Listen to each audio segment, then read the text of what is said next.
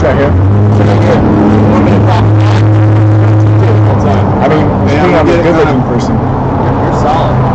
We got a mic stand in the way, but oh well. Oh no, that looks really real now. It's more gorilla. All right, you guys are on, so I would just start talking. Well, this is the Bronco Alumni Show, episode number, who's counting anyways? Fresno week, game day. Oh, it's homecoming. We're down here. Oh, it is homecoming. We're down here at Suggs Tavern, as usual. We got a lovely view of Bronco Stadium. That was glorious. We just took a moment for the view right now. To my left, I have TJ Acree and Rich Revis. Revis? Revis? Yeah, Revis. Rich Revis. TJ Acree. You gotta talk right up into it. Right up. Can you hear me now? There you go. Just don't let it hit you in the face. We don't have the snare. We don't need this more snare. Some cowbell. Okay, yeah. You guys are solid. Oh yeah. Yeah, we just showed up 2 minutes ago, so it's smooth. It was ready to go when they showed up. 2 minutes ago. Let's get to it. Well, TJ, how you been, my friend? Yeah, doing well, man. Thanks for having me down here. I appreciate that invite. Really glad that Rich was able to join us today. How you been? I've been good, man. Just living. We got a new house. We moved in a new house. We got a 3-year-old baby. We're right in the middle of the thick of it. You know how that goes. We got a 17-year-old baby. Oh my God. So those are equal terrible. Rich, what are you doing? What about you? Where are you at? What are you doing today? Are you down here? You got a big announcement today, or is it a big announcement? I didn't hear that. I just made that up. Definitely no announcement. How'd you know? No, I've been living a simple life, man. I am a perfectly happy, productive member of society. So yeah, I'm not doing that. How'd you pull that off, dude? You know what? It's harder than it looks. I had 6 professions. It's not that real. That's the key. And your daughter is, so I do have a daughter, one child, so she's 14, just got a car yesterday. It's kind of scary. What about who pays the insurance? Oh, Dad does. The car's the cheap part. Exactly. So we are going to be fight or flight for the next few years here when she learns to drive. Why you teach? What you been up to?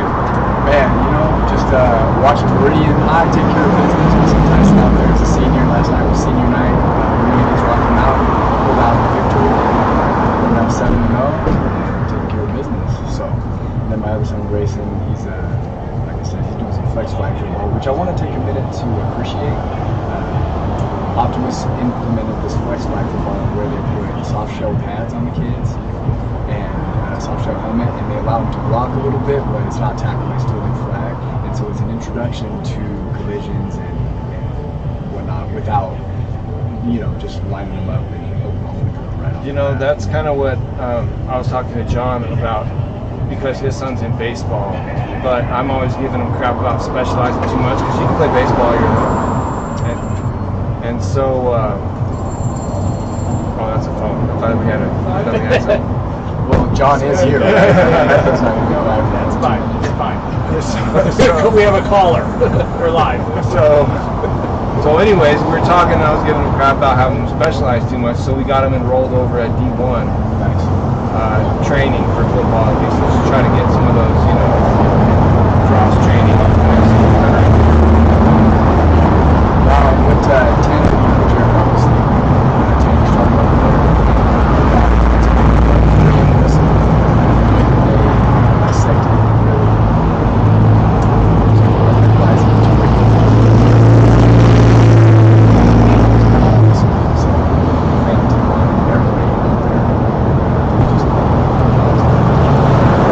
Next thing we gotta get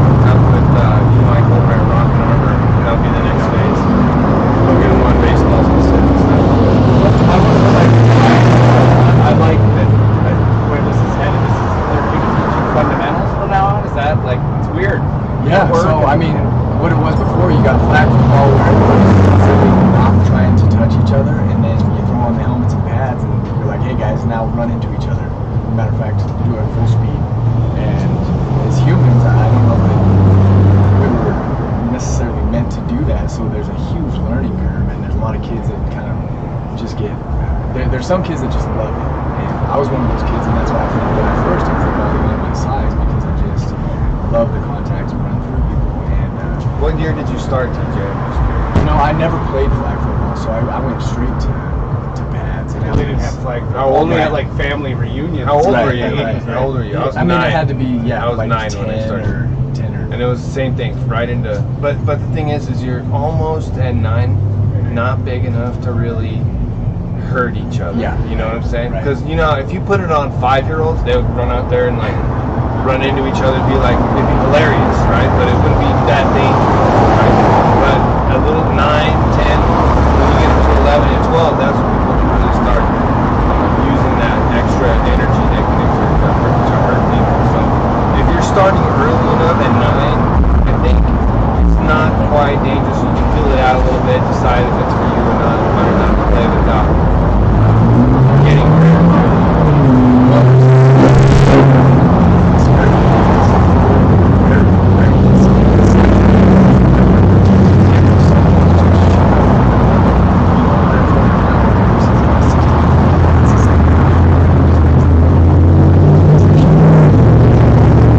Anyway, I have to say that I'm really happy that this flag football made its way into the field. Well, it looks like the NFL's put a lot of money into flag football too. I mean, they kind of see the. I don't know if it's going to turn into the future. It sounds like they're really not going to hit each other until game day, but it's all going to be simulated. You remember that weird version of football they played in Starship Troopers? I know you guys sci-fi nerds like me. Whoa. No, remember that movie? That was they were playing. Enlighten that us. weird Give us a little background on Yeah, that game. I don't know. It was just there was no pads, and they were out there like on a garden playing surface, kind of playing basketball on the grass. You know what I'm saying? It's your favorite line, isn't it? Yeah, it is. It rhymes. It Such a rhymes. lineman line, It's isn't it? great, yeah. Now we don't have all linemen here that looking at me threatening them so I can talk smack about them. See? They're not within reach. Yeah, if anybody has a problem with me talking smack to a lineman, talk to TJ. Looks like he's a wide receiver. Looks like he's about my size, a little more athletic. So just playing something with him. He's wiry. Very wild. Yeah, you're not catching him. I can tell. He was a kid on the playground. That's so. Yeah, enough about French flag football. Yeah, what's the next topic? Well, let's talk current stuff. We talked high school. We had Andre Banks on a few weeks ago, and he broke down high school football like unreal. I want to talk about we missed out on the whole hiring of the offensive coordinator. All right, the Aggies. Go ahead. Yeah, all of that. Okay.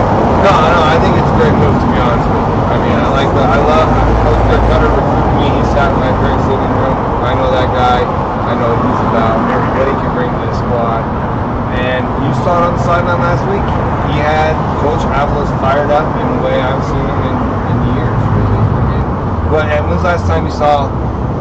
I want to ask how TJ feels. When's the last time you He's saw the Andy guest, that? so. And when's the last time you saw Andy that animated on the sideline as a defensive assistant at Oregon or something like that? You know what I'm saying? Well, It's been a while. Yeah, there's something to be said for just the position that people hold. Andy saw Dirk Cutter in the same exact way that I did, was the leadership. We both came in at the same time. And, I mean, he's always going to hold that position. He's going to have that particular, interest. Yes, just that respect.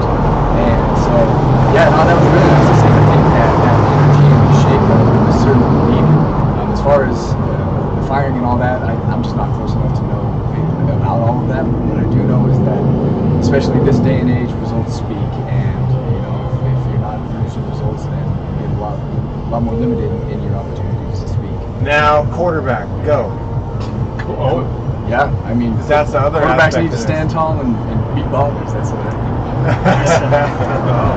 Oh, that's it. He's staying out of it. Oh, he is. He's staying out of it. Okay. I mean, I think that's a fact of any. I mean, once you start getting paid to be a coach, you I have to expect agree move with you. around a lot. I I have to agree with you on that one, TJ. Can you elaborate? Yeah, man, throw a ball that if they don't catch it, they'll be embarrassed. That's what I have to say. Is that wide receiver talk? Is that- Yeah, I think that's yeah. Come on, man. We run the same. I'm in the same place every time we run this play. What's your deal? Yeah, Yeah, right. these are things you don't get. And he was spoiled. He was I spoiled. mean, to like be hit honest me in with the you. face mask with it. Put it on me. Look who was his quarterback. He was spoiled. It's after true. that. It's true. I mean, gosh, was blessed to even be on the same field on the practice field as Mark Hendricks, and then right when he stepped up, and I think that he had that mentality, and that's probably where I subconsciously picked that up. I mean, because he's that type of dude that would like hit you in the face mask with it and talk shit. You know what I mean? If you didn't catch it, and that's what this game is all about. You know, it's just coaching makes these second team. It's really not any different. You don't have to get hard on it. You have to be real. It's about aggression. It's about results. And it's just what it is. So, anyway, when it comes to quarterbacks, I mean, it's just got to be a take charge of that. Quarterback, I feel, has got to be the most committed dude on the team because everybody's got to follow their lead. As much as all of us, as you said, want to be the leader, there can only be one when it comes to a team game. Everybody plays their role and is a leader in their own way, but the ultimate is the quarterback. And so, I think that Dirk Cutter will fill that out not only through support, encouragement, and good teaching, but also in chewing them if they need to be, and just making them step up in an unpretty way. I've never seen Dirk work with a mobile quarterback like this. You know, he's mostly a pocket passer type of coach. That's the type of guy he recruited. It'll be interesting to see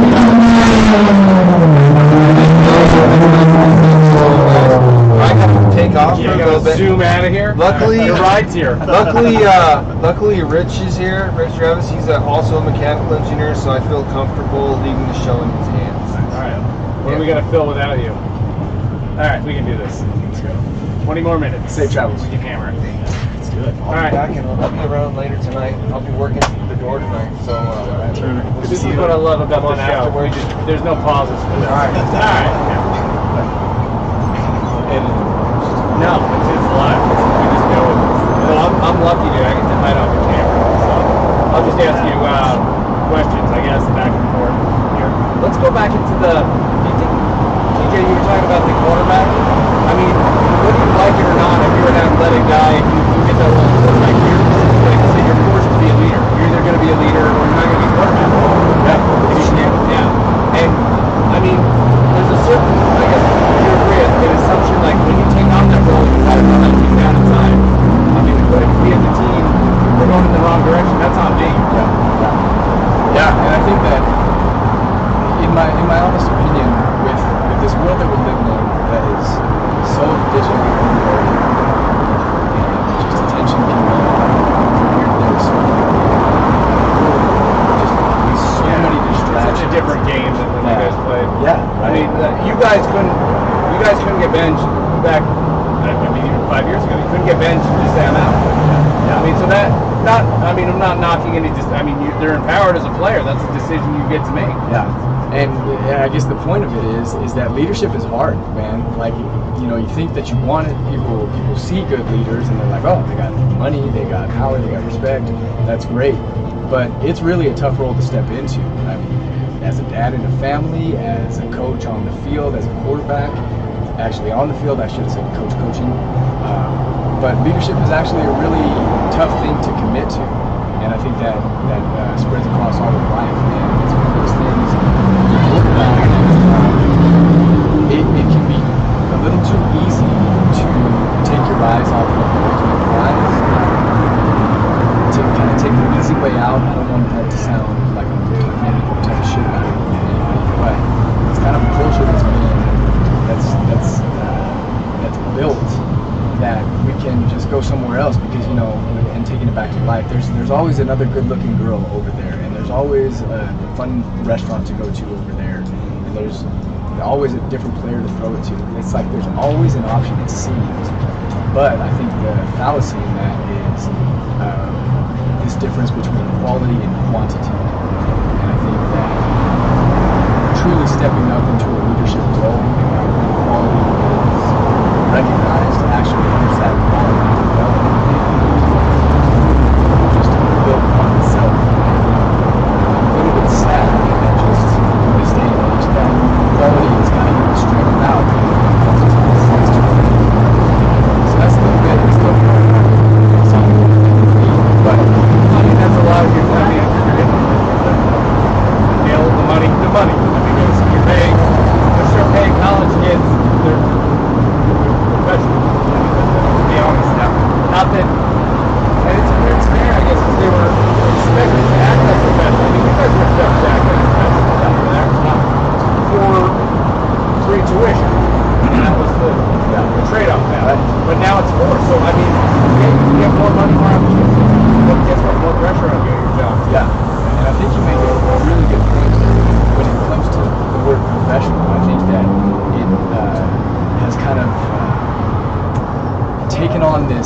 life of professional is associated with money as opposed to associated with behavior and experience. And so I think that is one counterpoint to paying players. I think that paying players is good to recognize value and whatnot. But I think that with, unfortunately, and I'm sorry to the airwaves, like the abuse of capitalism that we've kind of experienced in this country and the world, and then just the printing of excessive money, it really dilutes value because we're still focusing on dollars and money, but it's not the same as when we were playing. It's like a dollar is worth this much, this much, and I think that as with life, it's going to be fun, and there's going to be a balance of that, but I really feel that we got this great value and really focused on that, and now we're learning the difference between having money and living with money and living with value. When it comes to honor, when it comes to real emotion, when it comes to real satisfaction. For a long time, that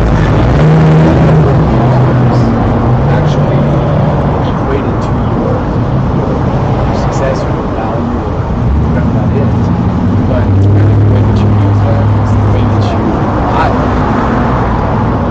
And that's tough for a kid in college to understand. It's like, oh man, I have an opportunity to get money. All I look at is music videos and all the shit, you know what I mean? Like, hey, let me just get money. I don't know what the fuck to do with it, but I'm getting it because somebody allowed me to. Well, no, it takes them all, like all those rich, successful people, like they still show up to work every day. And they don't find it how it works. That's why they're rich and successful. Right. Yeah. But to any of us, when you're an 18-year-old kid, like you hand me $1 million, that's not getting me off the couch. You know, like, well, just to work out. Like, I'm sorry, I made it. Yeah. And that's if you hand an 18-year-old kid $100 grand, they're like, I'm so rich, like I'm done. You're like, you're hanging there almost a year, man. So, well, let's get to the happy part of the program, I guess, where we talk like excitement, like the future, like what about this freshman quarterback here, right? I mean, he's 6'6". Like, he's like Aaron Judge playing quarterback. That's what I'm sorry, I'm going baseball here, but I mean, a big guy, but he moves like he's 6 foot. Well, and I gotta say, man, just big shout out to Dirk Cutter and the Cutters in general, because I don't know, it was kind of like 2000 to 2004 when it was all happening. Heyday, yeah. It was the beginning of the heyday. It was a combination of ingredients that was fated to be extraordinary. And I think that we're actually kind of looking at the same type of thing, because as far away from traditional hierarchy with tough love and all that as we have kind of gotten, it swung a little too far. We were far too hierarchical, in my opinion, and far too rude, and then we swung far too goaty. And to have Andy Avalos at the helm who has experienced it all, to have the strength and conditioning program that understands all facets of it. It's not just lifting heavy, it's not just yoga, but it's that and everything. And then to have Dirk Cutter coming in with energy, intention, skill, you know what I mean, just excellence in playing all in development and all of that. I feel that Taylor actually has a huge opportunity in front of him to be really great in a substantial way.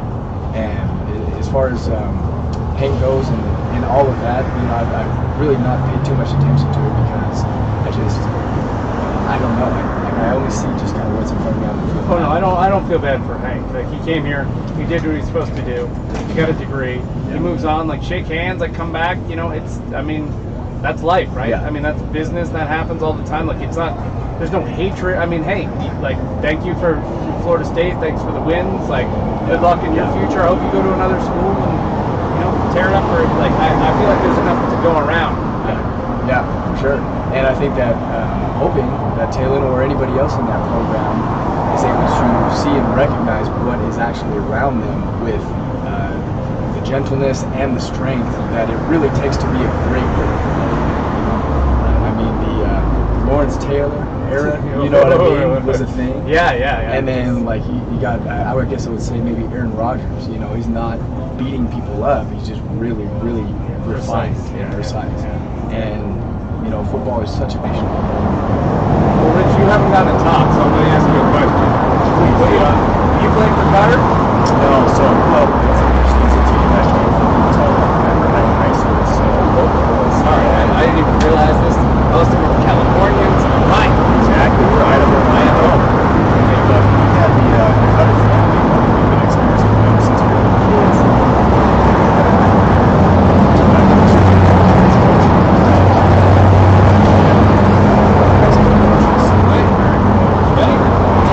You go back to before the the dynasty, before one of them was a Pac-12 coach, NFL coach. You watched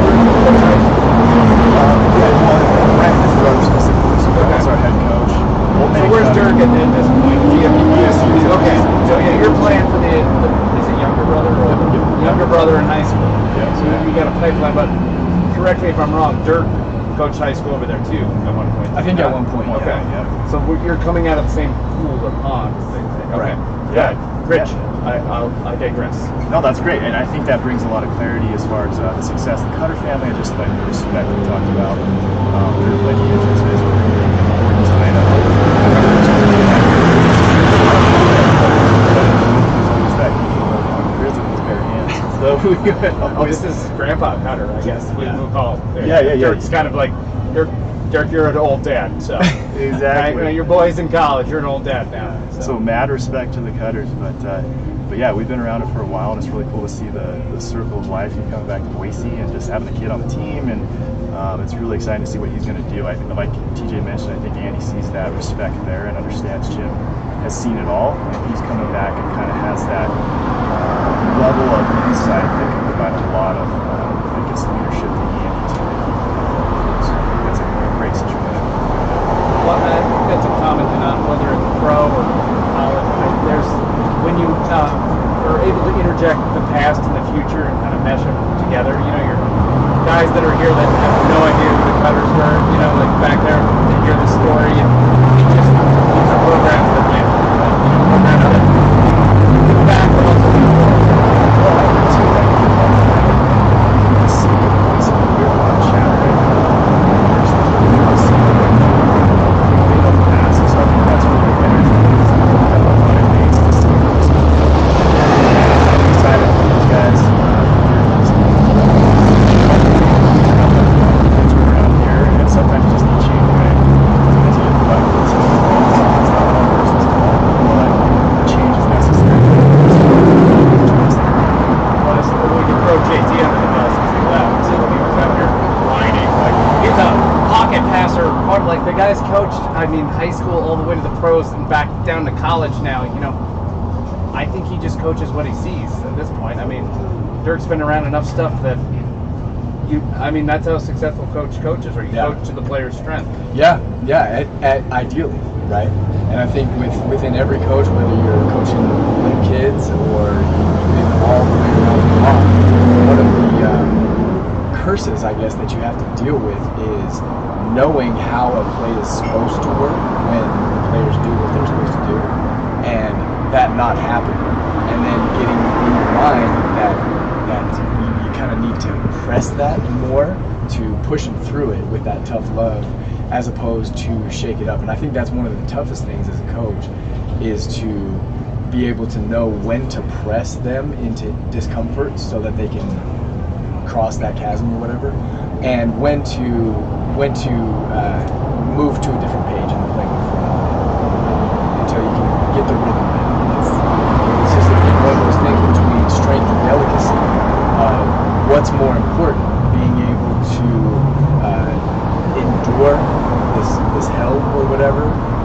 It's because for those linemen, it's hell, especially when it's not working, right? It's like you got success at it and you're hitting people with the right angles at the right time. It's great because then you're passing on. But when they're those struggling positions, they have to know how to be in the wrong position to not have that work, and to have the coach sitting there looking at it, just getting frustrated, like,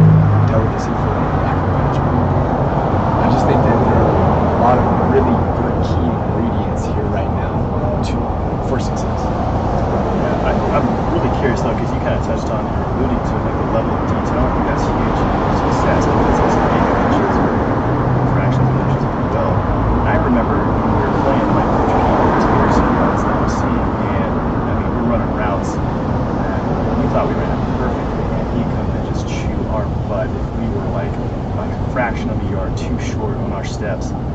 And it was that level of detail that just blew my mind. I was like, well, it's open. I still caught the ball. But in the grand scheme of things, I think it's that if you're that attentive and you have that conviction of this is how our offense runs, that's going to proliferate throughout the entire program. But if you kind of just let things go, like, yeah, it's working, we're playing great, we're just better athletes or whatever, we're kind of winning off of things that are less detailed, and I don't think that's sustainable. So I think Dirk especially has that insight now. That's an advantage. There's no doubt you're gonna find an athlete who's better if you playing. Yeah. Oh, we're wide open. All right, we go down south. We're not wide open. So I mean, yeah, there's definitely that.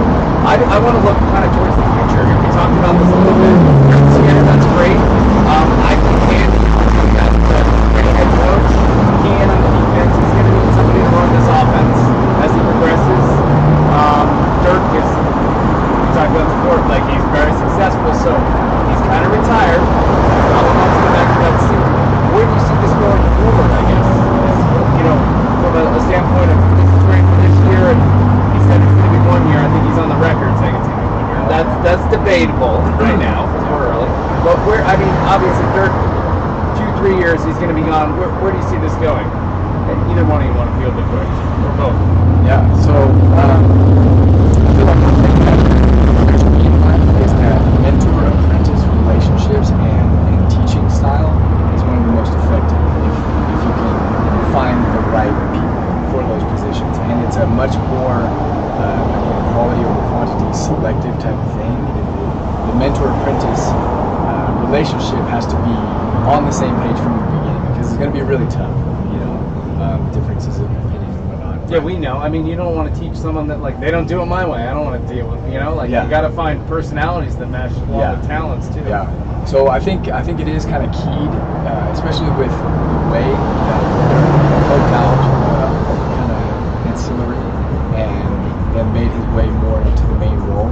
I think that there's a good opportunity in finding the right person on the same page to start that mentor-apprentice relationship and just take it step by step and phase out and phase in effectively, and with Andy being the third part of that trifecta, and the quarterbacks very specifically with the entire offense being on that page of just understanding exactly what's going on with why and keeping the hierarchy as we talked about, kind of the structure of it,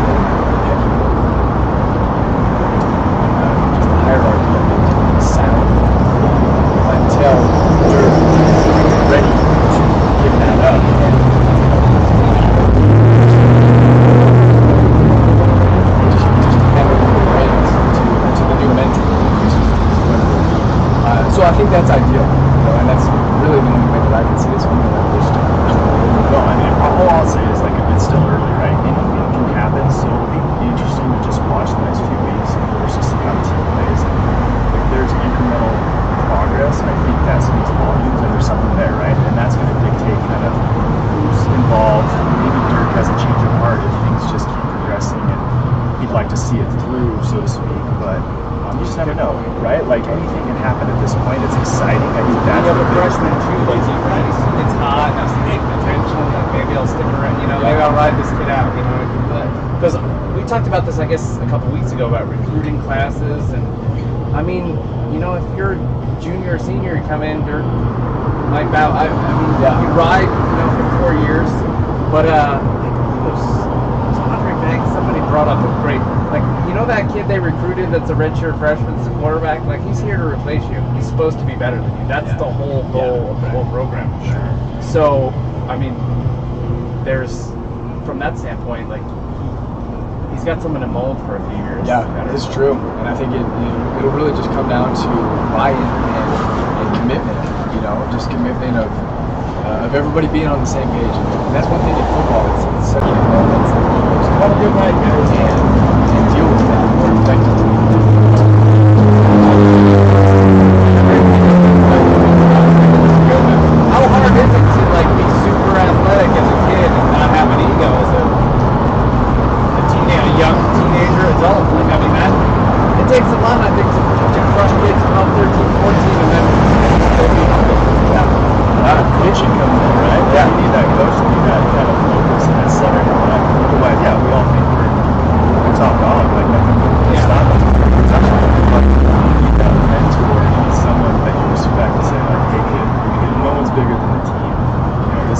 projected for the team.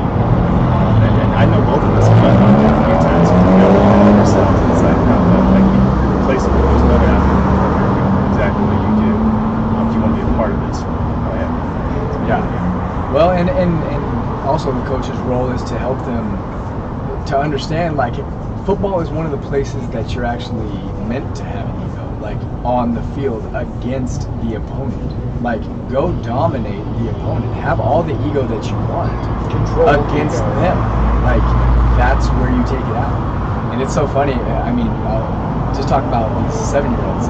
It's like they have so much energy on the sideline. They're pushing each other around, and they're just like, they want to fight. And then it's like, no, save that.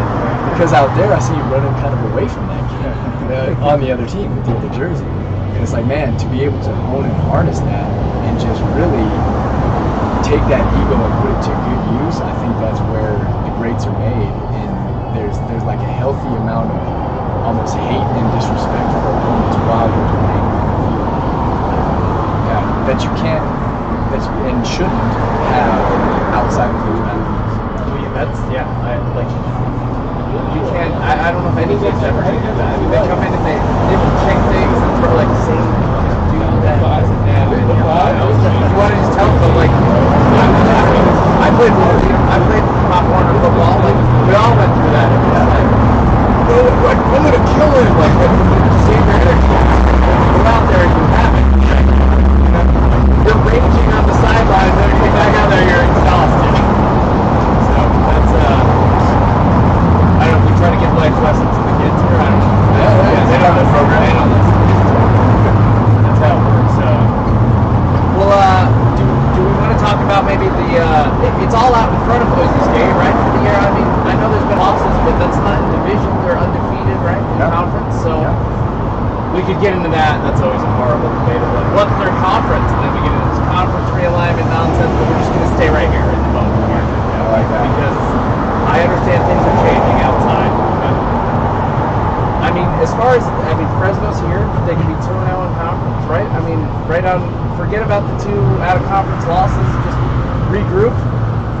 It's a new season, right? Isn't that the goal? From high school on, I feel it's like, how do we do against our conference? Like, I know you go play the big dog, or you play like the easy team in the beginning of the year, but I mean, it really comes down to those. Whether it's high school or college, of 6-8 games, that's what makes you can go over outside, right? So I guess we're in the meat of the season. That's when the change was made here, like with it still out in front of everybody. So, I mean, how do we look compared to the other teams? I feel like I'm going to keep saying that there's just a lot of opportunity, because when it comes down to it, no matter who the opponent is, no matter how much time is left in the game, I think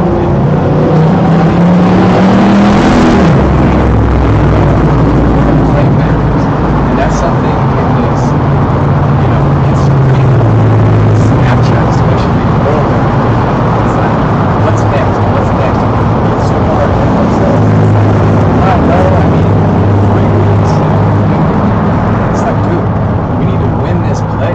Like, this play is all that matters. And then forget about it. To the next play, and that's all that matters. And so, for me, I just think that concept has kind of gone a little bit by the wayside, just because of the system and how it all kind of. It's August. What bowl are we going to? Yeah.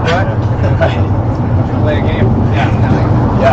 So, I mean, the reason that I bring that up is because I think that there's a lot of opportunity in front of this team, like you just said, for success. And success builds on itself, and character builds on itself. And I think the more important is that commitment builds on itself. And, it takes one play off to kind of destroy some commitment that you built, or some momentum that you built, or everybody seeing you as a leader. If you were a leader for 3 plays and then weren't for the 4th, just that one thing will really take it off the track. And so I just feel like, again, with the combination of Dirk Cutter and the rest of the coaches, we've been talking about them, but Dirk Cutter, Andy Avalos, where he came from and what type of coaching he played under versus what type of coaching he has to have players under. It's just 2 different things, but the principles remain the same. And I think that they're the men that are up for the job to make sure that these kids understand that greatness lives in winning over play.